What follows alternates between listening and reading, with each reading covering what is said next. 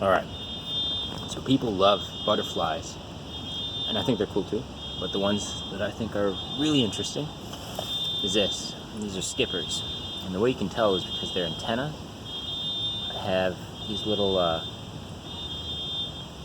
don't know what to describe them as, but they kind of turn into little bulbs at the top, and also the way the wings flex and close. You see that little ending on the antenna? They're almost like having ping pong balls or something at the end of the antenna.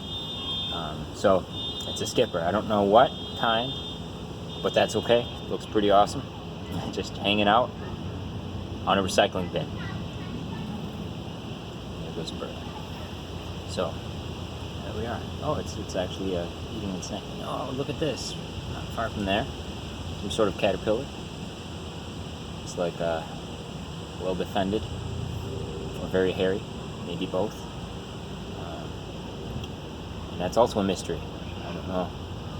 I think it's looking for a tree or something. It's going to be stuck in this loop for a while. We might have to help it out. We're near an oak. So oak trees are host to a lot of caterpillars and insects and other things. This one, you can barely see, so I'll get a little bit closer. Sorry about that. Is you see these points on it. That's pretty characteristic.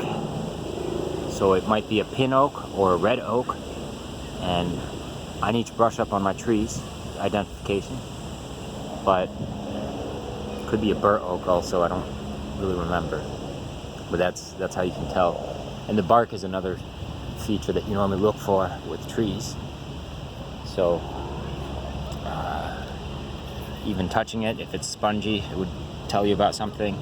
In this case, it's very not spongy. It's just big, almost inch wide segments that give you a little bit about the bark and also maybe the color. So underneath, I'm not sure if you can see very well, but it looks almost peanut butter like. Sometimes certain trees you can help identify, like sugar maples. They have a peanut butter like bark, and then their leaves are a certain way too. But these are long lines, like going all the way through the length of the limb for this pretty old oak. I'm guessing this oak is probably 70 years old, maybe 100, 130 at most. So anyways, that's it.